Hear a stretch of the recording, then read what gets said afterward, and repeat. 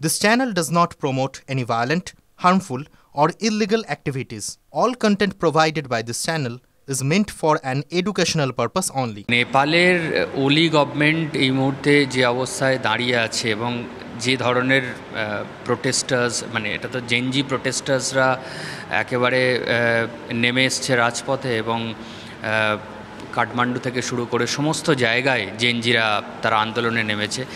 আমেরিকার ইনভলভমেন্ট বা external influences থাকার প্রশ্নটা এটা উঠতে শুরু করেছে এবং এ ব্যাপারে আমার মনে হয় আমার জায়গা থেকে দাঁড়িয়ে আন্তর্জাতিক সম্পর্কের ক্ষেত্রে খুব একটা আনওয়ান্টেড আমি মনে করি না। কারণ আমেরিকা বিগত কিছুদিন আগেই যে বৈষম্য বিরোধী তথাকথিত ছাত্র আন্দোলন হয়েছে বাংলাদেশে, সেখানেও আমেরিকার যিনি রাষ্ট্রদূত ছিলেন পিটার হাস, তার একটা ইনভলভমেন্ট নিয়ে বারবার আওয়ামী লীগ অ্যাকিউজ করেছে। এবং তার পরবর্তীকালে আমেরিকা কিন্তু দক্ষিণ এশিয়াতে বরাবরই ভীষণভাবে ইনভলভড, বিভিন্নভাবে তার ডোনেশন দিয়ে, তার বিভিন্ন বেসেস রয়েছে এয়ারফোর্স বা অন্য। কিন্তু নেপালের ক্ষেত্রে হতে পারে একটা ব্যাকডোর সাপোর্ট হতেই পারে, কারণ নেপালে যিনি আমেরিকান অ্যাম্বাসাডার আছেন তিনি কিন্তু ভীষণ অ্যাক্টিভ এবং তিনি বারবার,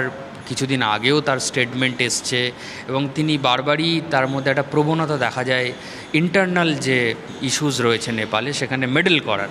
এবং সেই জায়গা থেকে আমার মনে হয় যে আমেরিকার রোল একেবারে ফ্রন্টলাইনে থেকে এই পুরো প্রোটেস্টটাকে অর্গানাইজ করার চেয়ে আমার মনে হয় যে আমেরিকার একটা ট্যাসিট সাপোর্ট থাকতেই পারে। কিন্তু আমেরিকার ট্যাসিট সাপোর্ট ছাড়াও আমার যেটা মনে হয় জেনজির যে অভ্যুত্থান বারবার আমরা দেখছি, এর মেন ইন্সপিরেশন কিন্তু বাংলাদেশে একটা সফল গণ অভ্যুত্থান তথাকথিত হওয়ার পর থেকে জেনজিরা কিন্তু আরও বেশি অক্সিজেন পেয়েছে। বাংলাদেশ, পাকিস্তান, নেপাল, ভারতকে কি ক্রমশ ঘিরছে আমেরিকা? দেখুন, বাংলাদেশ পাকিস্তানের সাথে নেপালকে জুড়ে একটা ট্রাইপার্টাইট টাইপের শক্তি তৈরি করার ক্ষেত্রে একটা আইডিওলজিক্যাল বাধা আছে। বাংলাদেশ এবং পাকিস্তান দুজনেরই যে ধরনের এখন পলিটিক্যাল ডিসপেন্সেশন আছে বা যারা রুল করছে পাকিস্তান এবং বাংলাদেশে, তাদের মধ্যে একটা আইডিওলজিক্যাল মতের অ্যালাইনমেন্ট আছে। কিন্তু আপনি যদি দেখেন নেপালের ক্ষেত্রে সেই ধরনের ইসলামিক আইডিওলজিক্যাল কোনো অ্যালাইনমেন্ট নেই। এবং আমার মনে হয় যে এই তিনটে রাষ্ট্রকে একসাথে দাঁড় করিয়ে সেটা ইন্ডিয়ার বিরুদ্ধে গিয়ে তারা ইউনাইটেড হবে, এটা বোধহয় একটু অত্যুক্তি করা হবে। কিন্তু নেপালের যে গভর্নমেন্ট এই মুহূর্তে আছে তার সাথে ইন্ডিয়ার সম্পর্ক খুব একটা খারাপ বলে আমি মনে করি না।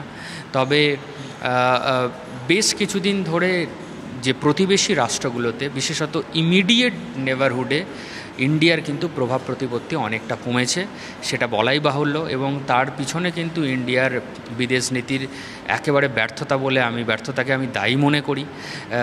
এবং ইন্ডিয়া, নেপাল, বাংলাদেশ বিশেষত যারা আমাদের একেবারে অর্গানিক পার্টনার যাদেরকে আমরা বলি, যাদেরকে সেইভাবে আমরা তাদের সাথে পার্টনারশিপ বিল্ড করেছি, তাদের সাথে বর্ডার শেয়ার করি এবং নেপালের সাথে তো আমাদের বরং একটা সভ্যতার টাই আপও আছে।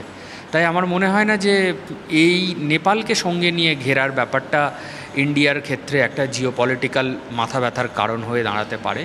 কিন্তু নেপালের এই যে মুভমেন্ট বা এই যে প্রোটেস্টার্স যারা রীতিমতো ডেলি রাজপথে আছড়ে পড়ছে, তারপরে কিন্তু ইন্ডিয়ার ভাবতে হবে, ইন্ডিয়াকে আরও বেশি করে ফরেন পলিসি অপশান এক্সপ্লোর করার দরকার আছে। নাহলে দক্ষিণ এশিয়াতে ইন্ডিয়ার যে একটা traditional impact as a major power, সেইটা কিন্তু অনেকটা বেশি উইক হতে বাধ্য আমার মনে হয়।